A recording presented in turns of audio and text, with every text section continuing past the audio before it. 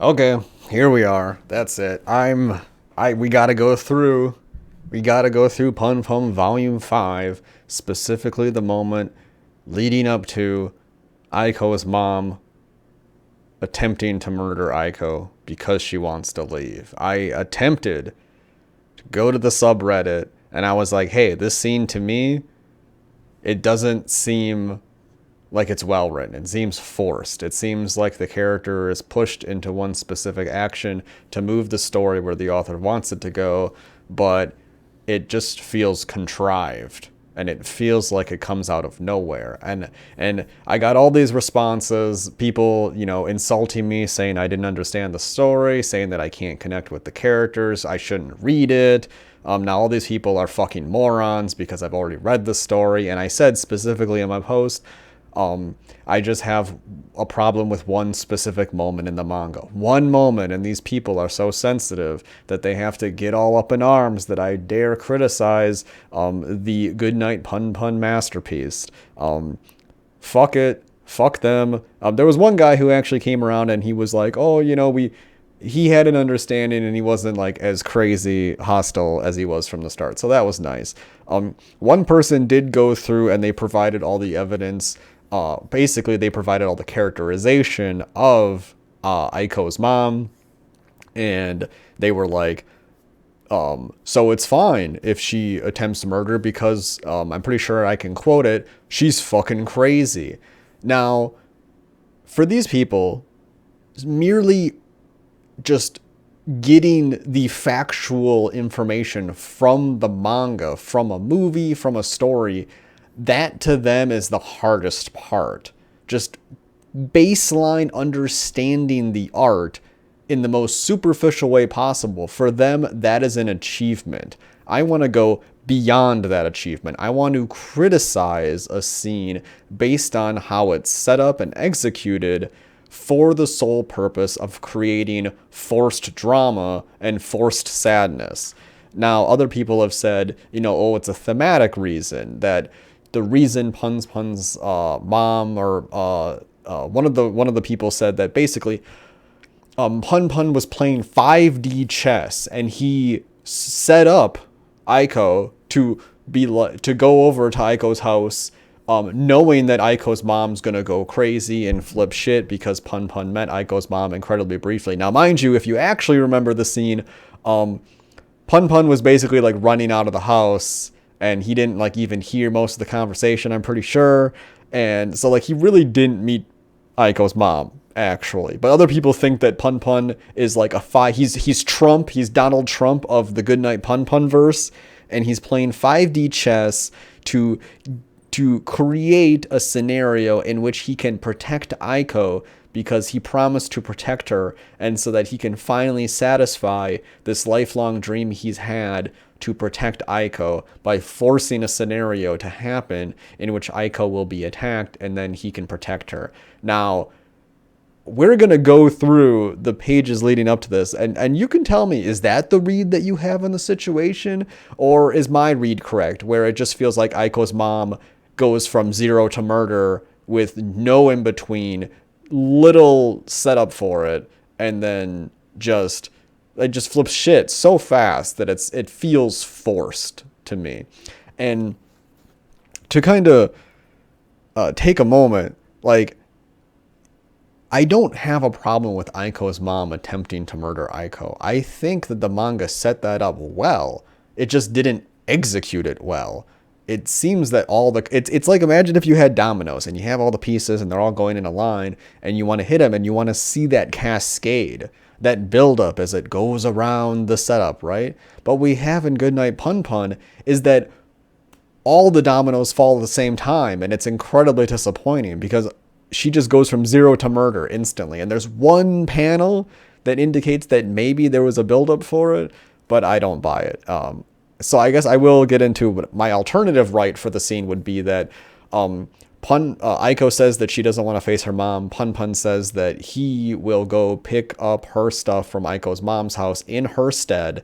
And then when Punpun gets there, Aiko's mom is frustrated. She doesn't know who this man is. She thinks that Aiko's been lying to her. She thinks that this man is lying to her about Aiko. She just is super distrustful. She's getting frustrated. Maybe Punpun, he's not really good at talking to people, so he's just like kind of partially ignoring her. And then she attacks Punpun, and then maybe Aiko was like outside and she heard the kerfluffle, and then she comes in and she's like, oh my god, Punpun's being attacked, and then she like helps Punpun like kill her mom or something like that.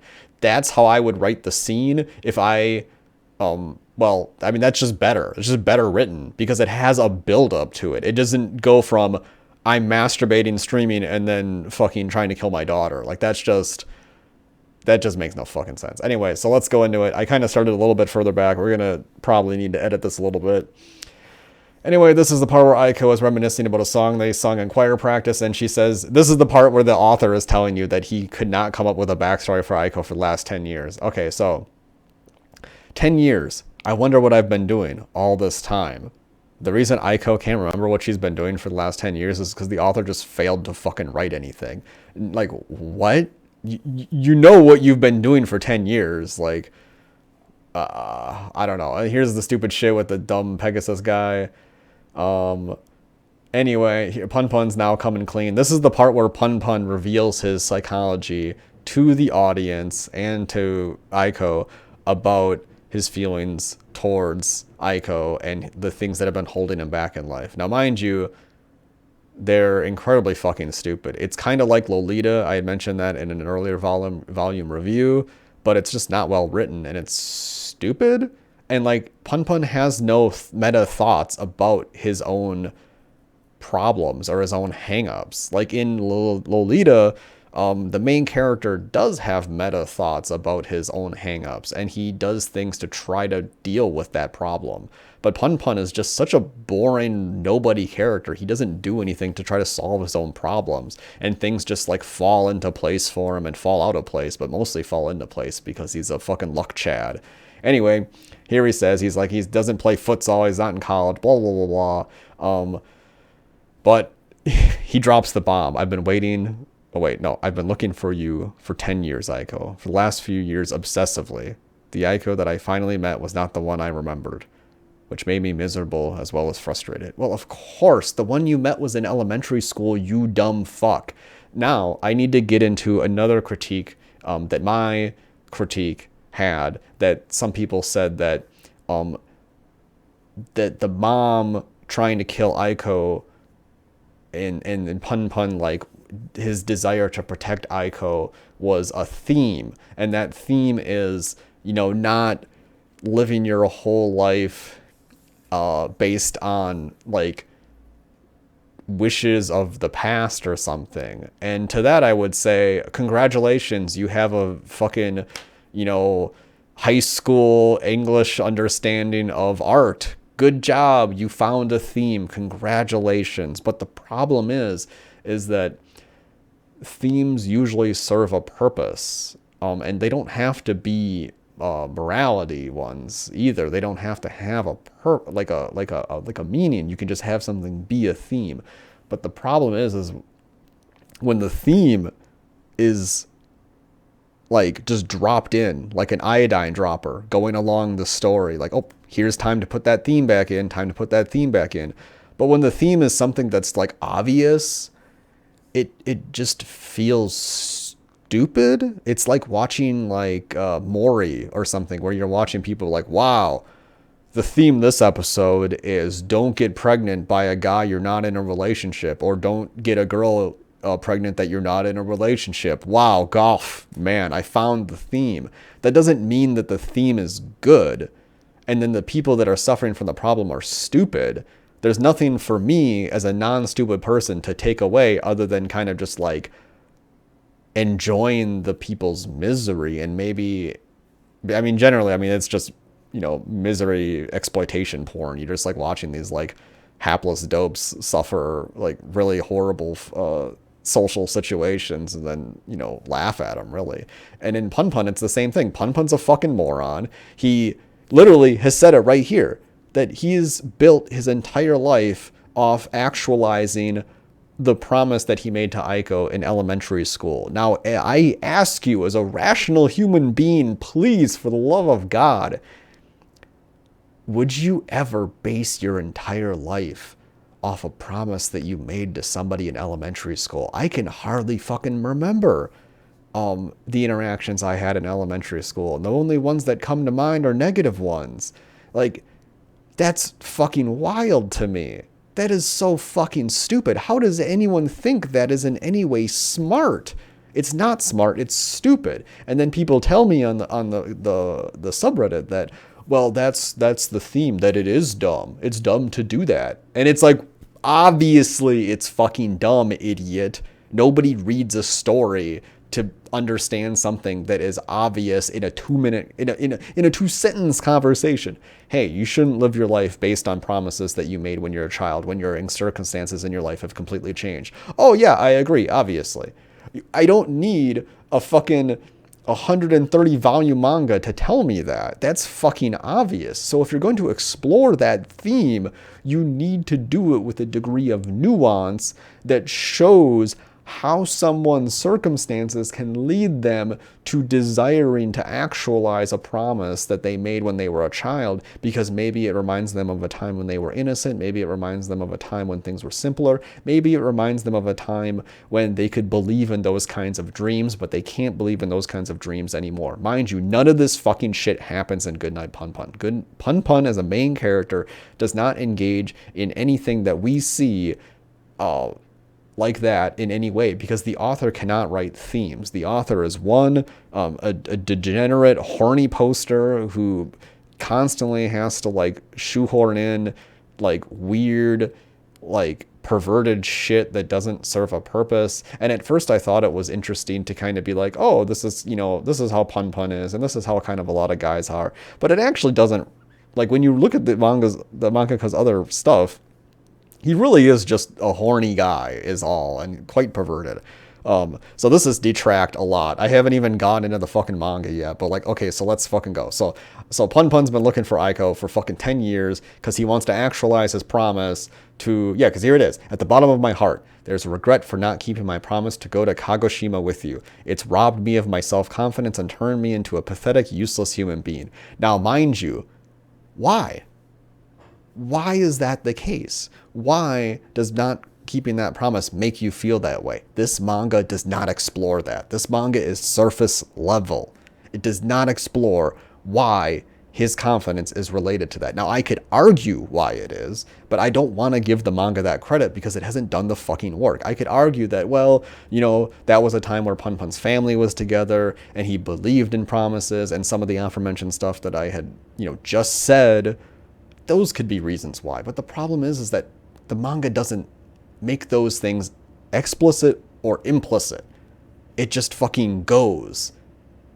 It's written like Squid Game, where the plot, I mean, there is no plot, but the story just keeps going forward and forward, and then you just end up with these like almost contradictions, if you will. So yeah, anyway, let's see what else Punpun says. No, actually, maybe I've just been blaming you for nothing ever working out for me. That may be it. Oh, so Punpun doesn't even understand himself. So he's just confused. Oh, great, cool. I love characters who don't understand themselves.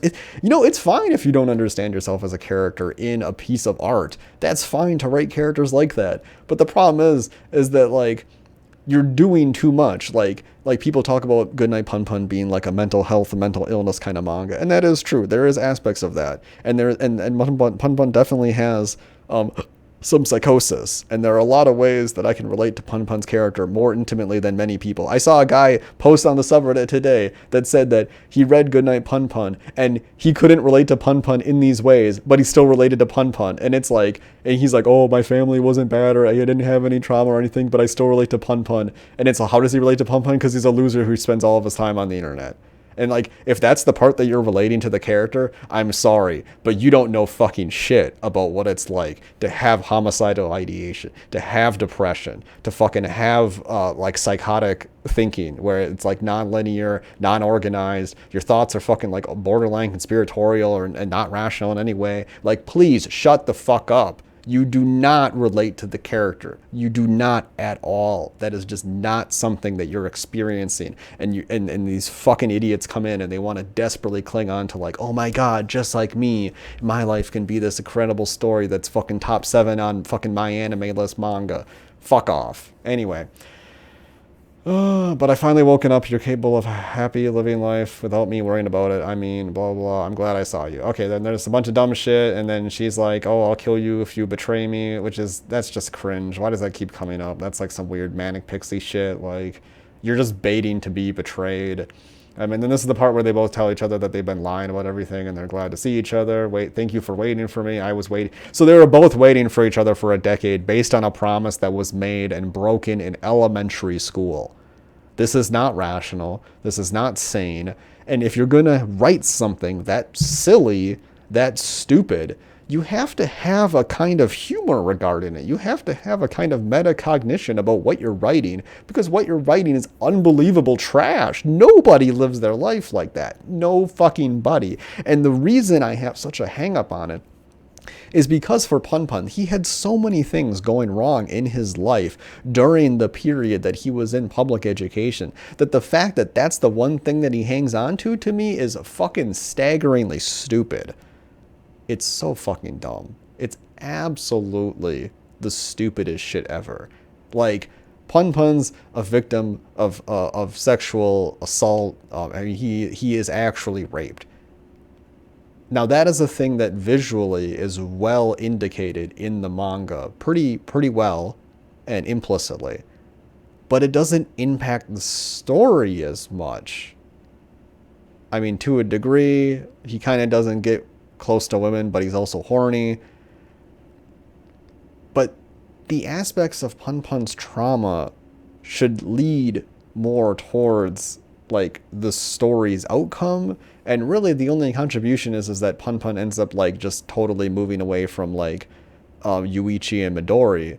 But it's not even because of the trauma. It's because he saw Aiko in the area and he gets an apartment in the area and just lives a life there because he wants to run into her.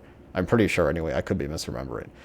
Anyway, let's go along. There's a bunch of shit here we have to skip because God forbid, right, that we write the manga in a way where we just see one fucking story. Like, okay, let's interrupt the story with fucking Good Vibrations Man and Poop God and Stupid God and a UFO. Like, really, who cares? Stop. Don't care.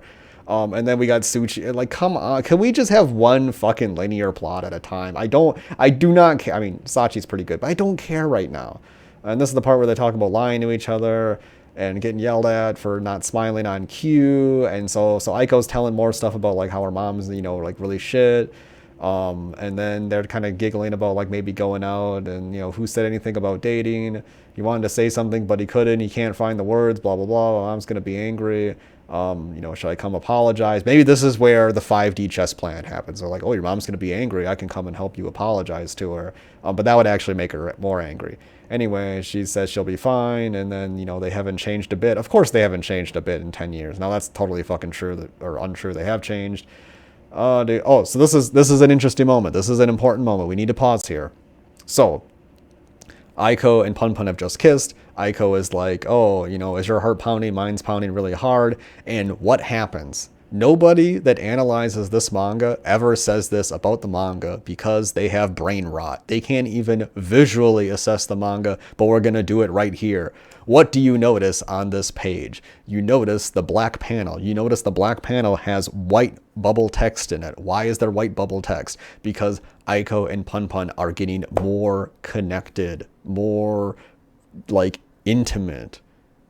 Aiko is affecting Punpun on a more deeper level than before. And how is that visually represented? By putting her speech bubbles in his, exclusive zone. Usually the parts that are all black and then they have the white text, most of the time, those are areas where only Punpun is given, any kind of like narrative explanation of what he's thinking or feeling, or he's saying things. But Aiko has bridged that gap. She has got inside. She said, I'll see you soon. Now, that happens a few times with Aiko, and the last time it happens, the person who is able to fully breach that and take over Punpun's internal turmoil is Sachi, because when Sachi shows up, to get Punpun to fucking, save his life, the last text in the black box for that chapter isn't coming from Punpun. It's coming from Sachi. But nobody comments on this because people who read manga are just, they ain't paying attention. I don't know why. It really bothers me. Everyone, the spell that Aiko had put on him wouldn't be broken easily. Everyone is so selfish. Sure, okay. So this part is dumb. Aiko is basically just like, I don't know what's going on. Aiko's mom wants to report people to the Better Business Bureau, and then Aiko goes to work, and then she comes back, and Aiko's mom has bought a new stupid statue, and then she's like, how many of these do you need to buy before you can walk? And presumably she gets beat up by her mom again. Her mom is just a wretched, evil, stupid character that's just solely shitty for the purpose of the torture porn aspect of the manga. I mean, it doesn't get into torture porn, but it's just suffering porn. Having a character who is just so rotten, do horrible things, isn't very good writing. So I was thinking about this the other day when I was driving to work, that why, whenever you see domestic violence in media, it's usually a character is just belligerently stupid, and it just takes out their frustrations on the other person. But they don't write in. They fail the part where they don't write in that character's frustrations. Now, I'm not saying that anything ever justifies domestic violence, but at the very least, you could incorporate a kind of what's happening, because to me it's just fucking lazy and stupid to just be oh no, he's mad again, and then he's hitting you over this or that. Just take the moment to be let's say you want to write a scene where a guy beats his girlfriend or whatever, right? How could you write that where it's a little bit less just stupid than rather than just having it, right? Because in this, we don't understand Aiko's mom, why she hits Aiko. I mean, she's being disobedient. She is threatening, for Aiko's mom, Aiko is threatening her social or economic position because Aiko makes money for Aiko's mom to basically live rent free.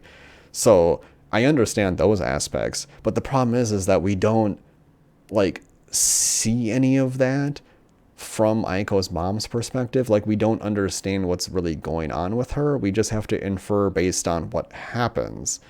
And that to me is really dumb. When you have a manga where so many characters kind of expound for so many speech bubbles about their internal psychology, but then you have the characters who do the most dramatic things in the manga not say anything, to me it either makes it seem that you can't write, or two, you just aren't even trying. So let's say for example, the guy, he you got the wrong toilet paper, and then he's just sick because he goes to work and his ass is getting chafed because they have shitty toilet paper at work, and when he comes home he just wants to wipe his ass with nice toilet paper, but she bought the wrong toilet paper, and then he gets mad and it gets into a fight, and then it escalates. I like very realistic writing. I don't like when things take shortcuts for the purpose of getting a forced dramatic scene just to write the outcome of it. I like when those moments are given the tension and respect that they deserve, because the guy is wrong. You shouldn't beat somebody over getting the wrong toilet paper. And it's a good example of how being unable to manage your frustrations will lead to you being isolated and hurting those that you love and care about. That's an interesting story. But rather than writing that, it's just, oh, Aiko's mom is just horrible because it needs to push the story in the direction that the author wants to end it. Yeah, it feels like the manga was written backwards almost. I mean, that's definitely not true because the manga gets incredibly lazy near the end of it, but, whatever.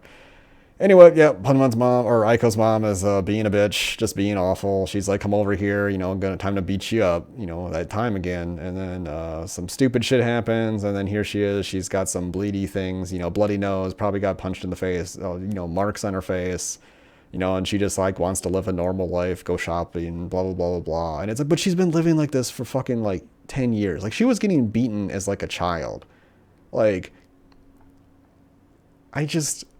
more time, More time needed to be dedicated to Aiko and her mother. More time needed to be dedicated. It should have been a dual story. It should have been Aiko and it should have been Punpun. And then when they met again and when they saw each other again in chapter 100, that's when the two stories should have like fucking collided back. Rather than showing me good vibrations, man, talking about nostrils. Is this really what we need to see? Is this really what we need to see right now? When you're trying to tell your mature and dark and realistic story, we need to see this guy's fucking nose hair. I mean, we don't really see his nose hair because it's all black, but like you get the idea, right? Like these are wasted fucking panels when you have a better story lying in wait to be told. Like, I hate this shit. I do not care about these characters. I hate good vibrations, man. Anyway, let's move on because we need to get through so much more shit. This is where Sachi asked Punpun to take her to the abortion clinic, and he's like, okay, yeah, I guess. And then, of course, at the same time, because we need forced drama, Aiko shows up, and, you know, oh, I am going to have to fucking edit this live on air because there's going to be some nudity coming up. So, Punpun kind of realizes, like, oh, like, she clearly got hit yesterday. Like, what's going on? You know? And I don't know how... What is this? I feel so unsettled. I don't think I could even boil noodles. If you have something to say, just come out and say it. Now, these sounds like... I mean, this looks like it's supposed to be coming from Punpun, but I think maybe it's actually coming from Aiko. I have to edit the next scene, because he, like... This is part of the reason why the manga's dumb. The thing that he does, so Aiko's, like, all beat up, right? What would you do? Even if you weren't... Even if you were depressed and, like, whatever, psychotic... Would you A, offer support, come inside, let's talk, or B, rip her clothes off, revealing her breasts? Well, guess what? Guess what Punpun does. Okay, I have to black this out so while I scroll by it. Just say it. I want to have sex with you. What does that even have to do with anything? Okay, so we gotta like cut by the sex a little bit. So here's the part. I can't show it because her boobs are on the screen, but you'll just have to listen. So this is what Aiko says to Punpun after they've had sex. My mom has had a really tough life. So when she couldn't walk anymore, I thought I should take care of her. So even though she yelled at me and hit me every day, I figured that if it made her feel better, it was okay. So we finally get an understanding of the dynamic in Aiko's home. Now, that's a little stupid because Aiko's mom is pretty abusive to an extreme degree that I don't think... Maybe it's a cultural thing, but I'm sorry, but any culture that makes abuse tolerable for your entire life, you know, that's fucked up. The reason the manga's dumb is that anybody who is abused in the home, they usually go through an awakening, which at some point, when they start seeing other people, they start seeing other families, they start seeing other social interactions outside of their home, eventually it dawns on the abuse victims that what is happening in my home is not right. And then the brain starts working, okay? But the problem is that we don't see that development because the manga's kind of just, for Aiko, she's really underwritten. So anyway, Aiko goes on to say, but I started thinking, what if that isn't good enough for either of us? If my life is just staying in that dark house and getting older, then in the not too distant future, I think I'll lose track of who I am and why I live, or why I'm alive. And then we have an interjection with some dumb shit. Okay, so I think we can unblock it. Okay, so this is the where Punpun's like, oh, I'm gonna move away soon. Do you want to move away? Oh, there's actually boobs in the next one. Sorry. So he's like, yeah, I want to move away. Let's move away together. But here we go. Here's the part. This is where the 5D chess comes into play. So this is where the people on Reddit are getting the 5D chess theory from. So Punpun says, but go tell your mom before you leave, okay? There isn't a mother alive who doesn't worry about her child. Excuse me? Now, I had somebody on the fucking subreddit tell me that Punpun, the reason he believes in this is because he understood that his mom loved him, but he didn't love his mom, and his mom was a bit of a wretched bitch and, you know, rancid, and she was terrible, but she still deep down had love for him. It just didn't come out in the way that was appreciable. Okay, we got that, right? We understand where Punpun's coming from. Now I had somebody, and that person got the most upvotes in their response to me in the subreddit. What's the problem with that thinking? Is that Aiko showed up at his door with fucking bruises. Obviously from home. Obviously from her mom. Aiko said that her mom yells at her and hits her every day. And still, Punpun is this fucking stupid to say, oh, go visit your mom. Yeah, of course.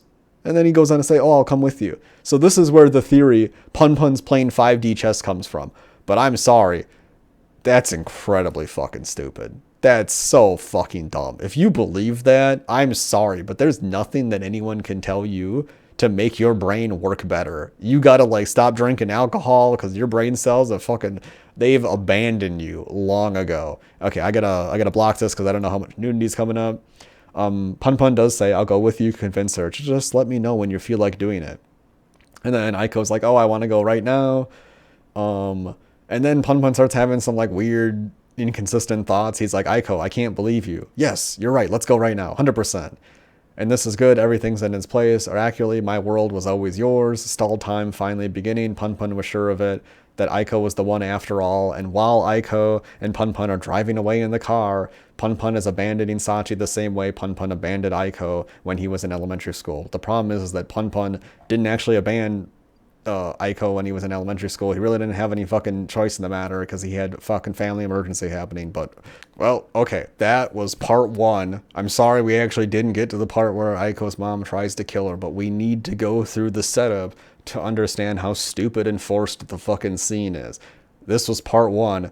Stay tuned for part two, where we actually look at exactly what happens and how it happens and how fucking disappointing and stupid it is. I swear to God, the more times I spend thinking about this manga, the more holes I find in how disappointing the story was executed.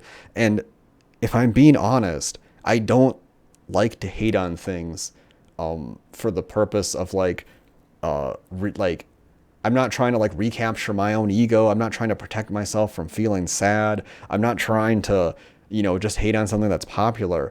The reason I'm upset is because I wanted to like the manga. I want to have that experience that so many else people had. I want to be able to read a story that's so touching, that's so emotionally powerful, that changes you after it, that when you watch it, you don't feel like you can be the same anymore. I want to experience a piece of art like that because art like that is so rare and so beautiful.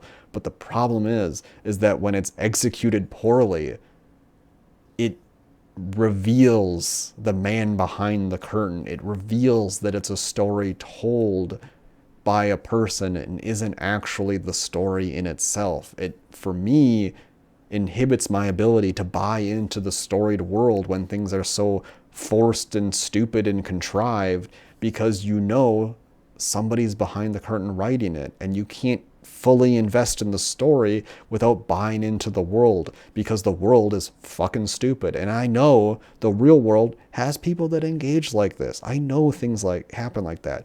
But there's a thing when it comes to writing fiction that you need to be very careful not to have elements that seem too outlandish, because I don't know the exact quote, but reality is far stranger than fiction. Fiction has to be written in a way with a very kind of like fenced off manner where you're able to keep the audience in a lane and not see over the fence into the horizon of the parts of the story that you haven't written, that you haven't spent more time on. It's kind of like going through an amusement park, but you need to be able to have enough external material for the audience to kind of peer through the gaps in the fence and get an idea of what the other parts of the world, the story world, would be like without actually writing it. That's peak Kino writing.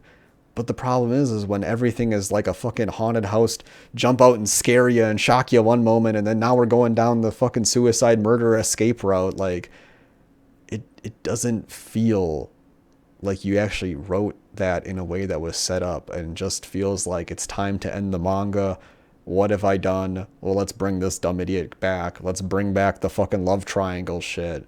And that's the last thing that kills me the most, is that this manga, when it comes down to it, its main drama revolves around fucking love triangles.